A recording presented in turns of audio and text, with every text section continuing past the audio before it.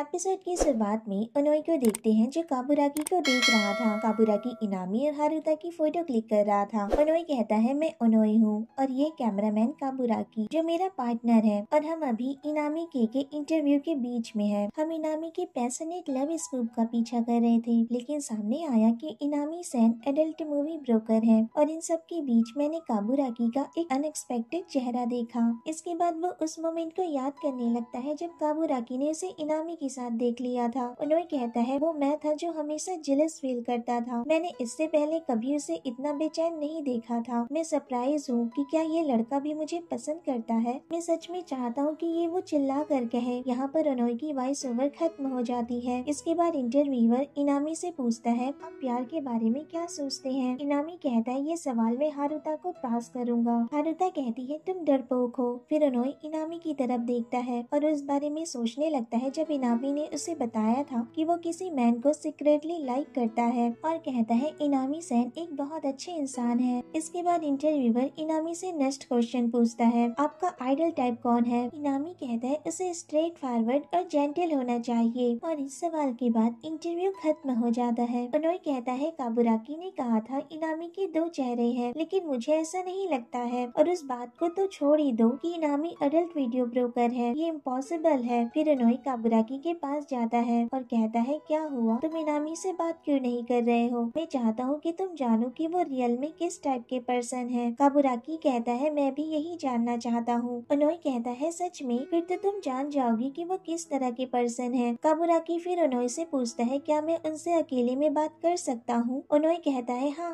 तुम कर सकते हो। द नेक्स्ट सीन में काबुराकी और इनामी एक कैफे में होते हैं। काबुराकी कहता है परेशान करने के लिए माफ कीजिएगा। इनामी कहता है बिल्कुल नहीं, ये तो एक छोटा सा फेवर है जो मैं ओनोई के लिए कर रहा हूँ। बाय द वे सच में वो एक इंटरेस्टिंग पर्सन है। तुम्हारे बिजनेस में इस तरह के सिंपल माइंडेड वाले पर्सन को ढूंढना इजी नहीं है, क्या तुम्हें ऐसा नहीं लगता। काबुराकी कहता है आप ऐसा कह सकते हैं, जहाँ तक मैं जानता हूँ दूसरे ऐसे नहीं है। इनामी हंसता है और कहता है मुझे भी ऐसा ही लगता है, क्योंकि उनमें से ज्यादातर लोग तुम्हारी तरह होते हैं और तुम मेरे बारे में पता लगा रहे हो ना। काबुराकी कहता है और मैं श्योर हूँ कि आप भी मुझे ट्रैक कर रहे हैं। इनामी कहता है तो क्या तुम्हें कुछ ऐसा मिला है जिसकी वजह से तुम मुझसे अकेले में बात करना चाहते थे। इसके बाद काबुराकी उसे उन वीडियोस की लिस्ट दिखाता है जो उसने मैनेज की थी। वो लिस्ट अडल्ट वीडियो परफॉर्मर की थी। काबुराकी कहता है मैंने इस बारे में सुना था कि आप ये उन लड़कियों के लिए अरेंज करते हैं। लिस्ट देखने के बाद इनामी कहता है मुझे पता नहीं था कि ऐसी भी कोई लिस्ट होगी। काबुराकी कहता है तो क्या आप ये एक्सेप्ट करते हैं, तुम्हें जो एविडेंस मिला है उसे लेकर तुम बहुत ज्यादा कॉन्फिडेंट लग रहे हो। काबुराकी कहता है हाँ मैं हूँ। इनामी कहता है लेकिन तुमने इस बारे में ओनोई को क्यों नहीं बताया। काबुराकी कहता है क्योंकि वो आप पर भरोसा करता है। इनामी कहता है तो क्या तुम इसे इसी तरह से कंटिन्यू सीक्रेट रख सकते हो। काबुराकी कहता है मैं ऐसा नहीं कर सकता। इनामी फिर उसे धमकी देते हुए कहता है क्या तुम जानते हो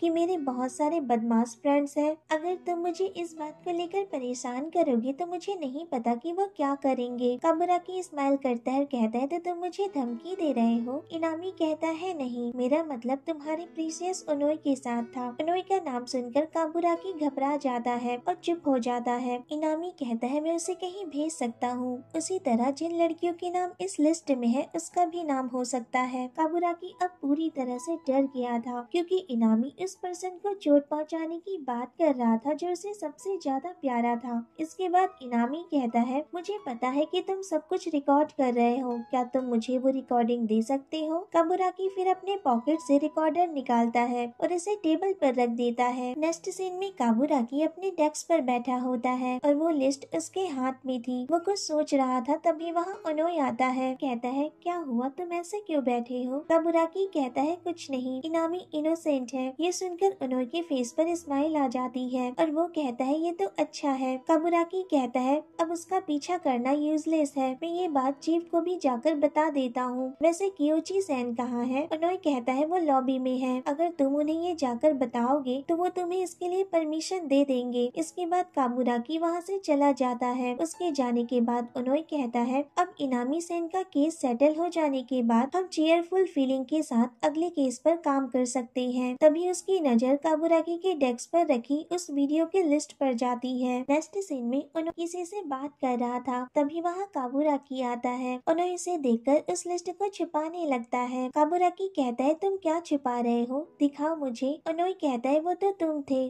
तुम क्यों मुझसे ये छुपा रहे थे। तभी काबुराकी उस लिस्ट को देख लेता है और उससे छीन लेता है। उन्होंने कहता है मैंने इसे तुम्हारे डेस्क पर देखा, ये उन गर्ल्स की लिस्ट है ना जो इनामी सेन ने एमी के लिए अरेंज की थी। ये सुनकर काबुराकी को गुस्सा आता है और वो उस लिस्ट को फ्लोर पर फेंक देता है और कहता है मैंने कहा था ना हम इस केस पर काम नहीं करेंगे। उन्होंने कहता है तुम्हें इतना अच्छा एविडेंस मिला है, फिर तुम ऐसा क्यों कर रहे हो, ये तो पागलपन है। बाद वो फाइल को उठाता है और कहता है तुम्हारा मुझे कुछ भी कहना यूजलेस होगा क्योंकि मैं रुकने वाला नहीं हूँ, मैं इसका पता लगा कर रहूंगा। ये सुनकर काबुराकी कहता है उसने मुझे धमकी दी थी, उसने सब कुछ एडमिट कर लिया था जैसा कि मुझे उस पर शक था, लेकिन उसने कहा कि अगर मैंने इस बात को लेकर उसे परेशान किया तो वो याकुजा या किसी गैंग से कहकर मेरे लिए प्रॉब्लम क्रिएट करेगा और एवी इंडस्ट्री में बेच देगा। उन्होंने पूछता है किसे बेच देगा। काबुराकी कहता है तुम्हें। ये सुनकर उन्होंने को शौक लगता है और वो कहता है मुझे। काबुराकी कहता है हाँ, और उसने मेरा रिकॉर्डर भी ले लिया और अब मेरे पास उसके थ्रू नेचर को प्रूव करने के लिए कुछ भी नहीं है। ये सब बताने की तुम्हें हिम्मत नहीं हो रही थी, इसलिए मैंने तुम्हें कुछ नहीं बताया। मुझे नहीं पता था कि ऐसा कुछ होगा। इस शो के अगर तुम मुझ पे विश्वास नहीं करते हो तो। उन्होंने कहता है मुझे तुम पर भरोसा है। काबुराकी पूछता है लेकिन क्यों, तुम तो हमेशा इनामी की साइड लेते हो ना। उन्होंने कहता है क्योंकि तुम मुझसे कभी झूठ नहीं बोलते हो। काबुराकी कहता है फिर इस मैटर को यहीं पर खत्म करते हैं। उन्होंने कहता है मैं इसे ऑलो नहीं करूँगा। काबुराकी कहता है मैंने जो कहा तुमने नहीं सुना क्या। उन्होंने कहता है मैं जानता हूँ कि ये डेंजरस है, लेकिन अगर हम इसे अभी इग्नोर करेंगे तो वो लोगों को फंसाएगा और इसी तरह से लोग विक्टिम बनेंगे। इसलिए कुछ भी हो जाए मैं इस केस को फॉलो करूंगा, नहीं तो मेरे जॉब के लिए ये मीनिंगलेस है। उन्होंने की बात सुनकर काबुराकी कहता है ठीक है, लेकिन अगर कुछ ज्यादा डेंजरस हुआ तो तुम उसी वक्त इस केस को छोड़ दोगे और तुम कभी भी अकेले बाहर नहीं जाओगे, समझ गए। उन्होंने कहता है ठीक है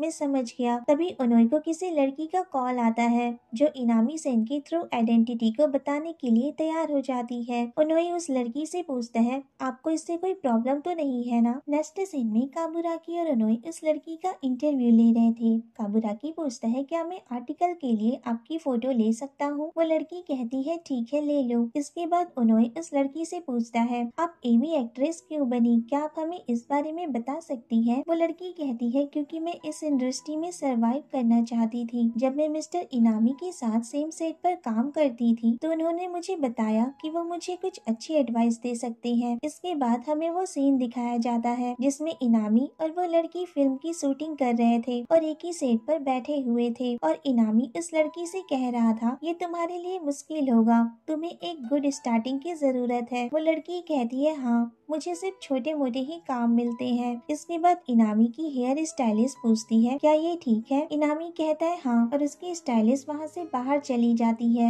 स्टाइलिस्ट के वहाँ से बाहर जाने के बाद इनामी इस लड़की से कहता है अगर तुम चाहो तो इंट्रोडक्शन प्रोडक्शन कंपनी से करवा सकता हूँ। वेल अगर तुम अपने पुराने इमेज को भूलने को तैयार हो तो। लड़की कहती है आपका मतलब मुझे ऐसे काम की जरूरत है जिसमें मुझे क्लोथ को टेक ऑफ करना पड़ेगा। इनामी कहता है हाँ कुछ सीन्स में ऐसे रिक्वायर्ड है, लेकिन उन्होंने ऐसे फिल्म्स प्रोड्यूस की है जिसमें अवार्ड भी जीते हैं इंटरनेशनल फिल्म फेस्टिवल में। मुझे लगता है कि ये चैलेंज तुम्हारे लिए वर्थ इट होगा। ये सुनकर लड़की सोच में पड़ जाती है। फिर इनामी स्माइल करते हुए कहता है डोंट वरी वो कंपनी मेरे पुराने फ्रेंड की है। लड़की कहती है आपके पुराने फ्रेंड की। इनामी कहता है हाँ। फिर आखिरकार वो लड़की तैयार हो जाती है और कहती है ठीक है मैं ट्राई करूंगी, क्या आप मेरी मीटिंग उससे करवा सकते हैं। इनामी कहता है हाँ और यहाँ पर ये सीन खत्म हो जाता है। मुझे पहले शक नहीं हुआ था, लेकिन जब मैं उस जगह पर पहुंची तो मुझे पता चला कि मेरा जो वेट कर रहा था वो तो हेल था। मेरे वहाँ जाते ही मेरा गला दबा दिया गया और मुझे ऐसी टेरिबल चीजें करने को कही गई जिन्हें मैं शब्दों में नहीं बता सकती। मुझे उस हालत में फिल्माया गया था। फिर मुझे धमकी दी गई कि अगर मैं ये काम नहीं करूंगी तो ये वीडियो लीक कर दी जाएगी। मैं उस टाइम अपने लिए स्टैंड नहीं ले पा रही थी, इसलिए मैं मिस्टर इनामी के पास गई और उन्हें सारी बात बताई ताकि वो उस फिल्म मेकर से बात करें, लेकिन उसने कहा कि ये रास्ता मैंने खुद ही चुना है। फिर मुझे रियलाइज हुआ कि इनामी और कंपनी दोनों ने मिलकर मुझे फंसाया है और धोखा दिया है। इसके बाद उन्होंने से कहती है तुम आर्टिकल में मेरा नाम इंक्लूड कर सकते हो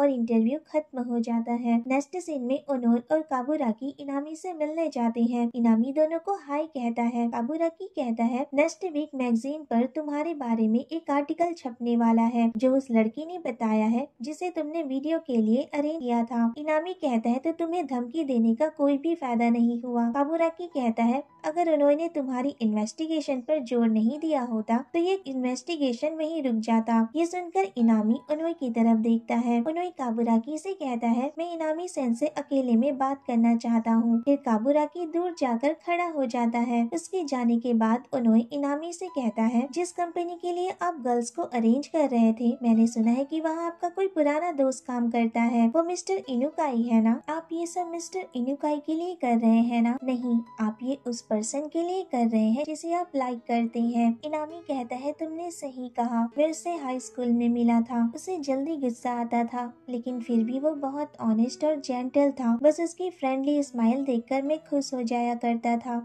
मुझे उस पर बहुत स्ट्रॉन्ग क्रश था लेकिन मैं उसे कभी बता ही नहीं पाया, अब तक नहीं। हम दोनों एक साथ टोक्यो आए थे। मैं एक्टर बन गया लेकिन वो बैकरूम बिजनेस में काम करता था। जब मैंने उससे कहा कि मुझे फर्स्ट टाइम किसी सीरीज में कास्ट किया गया है तो वो बहुत खुश हो गया था और उसने मुझे टाइटली हग कर लिया। उस टाइम मुझे बहुत खुशी हुई और मेरी हार्ट बीट जैसे रुकने ही वाली थी। देन उसने एक गलती कर दी और रोने लगा और कहा कि अगर वो एक्ट्रेस अरेंज नहीं कर पाएगा तो उसे मार दिया जाएगा। फिर मैंने उसकी हेल्प की बिना ये सोचे कि इसके बाद मेरा क्या होगा। ये सब सुनने के बाद ओनोई इनामी की तरफ देखता है। इनामी सडनली हंसने लगता है और कहता है ये सब कुछ झूठ था। देन उसके पास आकर कहता है ओनोई कुन तुम्हें एक जर्नलिस्ट के तौर पर अपने जजिंग स्किल को ट्रेन करना चाहिए। ये सुनकर ओनोई को बहुत बुरा फील होता है और इनामी वहाँ से चला जाता है। जाते हुए वो काबुराकी से कहता है मेरी तरह मत बनना, अगर तुम अपनी फीलिंग्स को शब्दों में कन्वर्ट नहीं करोगे तो वो कभी समझ नहीं पाएगा और मुझे लगता है कि मुझे भी अब उसे बता देना चाहिए।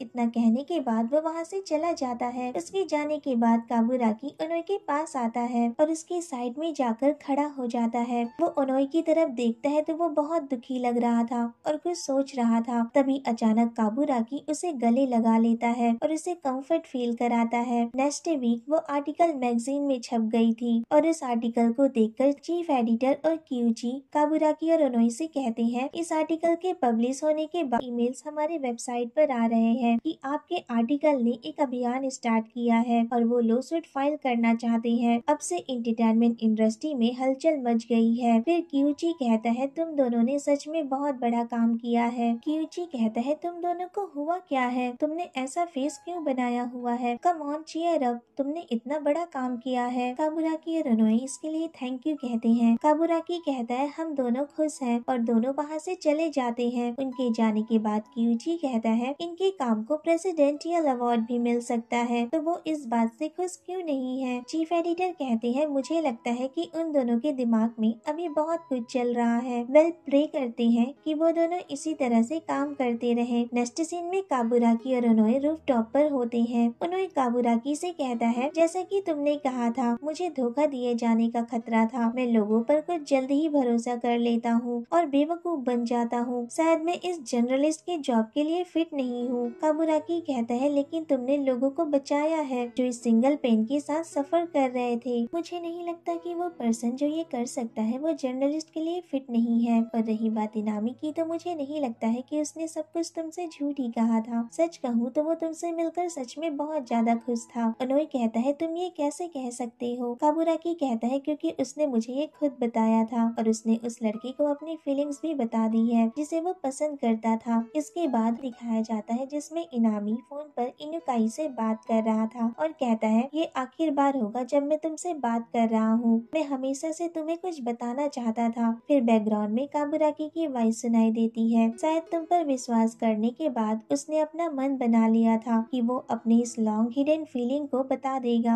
यहाँ पर सीन खत्म हो जाता है। ओनोई काबुराकी से कहता है लेकिन उसने खुद ही कहा था कि ये सब कुछ झूठ है। काबुराकी कहता है नहीं, वो इनामी का लास्ट एक्टिंग था। ओनोई कहता है सच में मैं बहुत इजीली धोखा खा सकता हूँ। काबुराकी स्माइल करता है। देन ओनोई की तरफ देखता है और कहता है ओनोई मैं तुम्हें सच में बहुत पसंद करता हूँ और ये कोई सिंपल लाइक नहीं है। ये सुनकर ओनोई शाय फील करने लगता है और अपनी नजरें नीचे झुका लेता है। लेता है और कहता है तुम ये इस तरह अचानक मुझे क्यों बता रहे हो। काबुरागी कहता है मैं तुम्हें ये बताने की प्लानिंग कर रहा था। इसके बाद दोनों एक सेकेंड के लिए एक दूसरे को ही देखते रहते हैं। फिर काबुरागी ओनोई के पास जाता है और उसके चिन को पकड़कर जेंटली उसका फेस अपनी तरफ करता है। ओनोई उसकी तरफ देखता है। फिर दोनों एक दूसरे को सॉफ्टली एंड स्वीटली किस करते हैं। इसके बाद ओनोई काबुरा की तरफ देखता है और स्वीटली स्माइल करता है। दोनों इस वक्त बहुत क्यूट लग रहे थे और फाइनली काबुराकी ने अपनी फीलिंग ओनोई को बता दी थी। यहाँ पर ये एपिसोड खत्म हो जाता है। तो कैसा लगा आपको ये क्यूट एंड रोमांटिक सा एपिसोड, मुझे कमेंट करके जरूर बताना। वीडियो अच्छी लगी हो तो वीडियो को लाइक शेयर और मेरे चैनल को सब्सक्राइब करना मत भूलना। Thanks for watching. Bye bye, take care.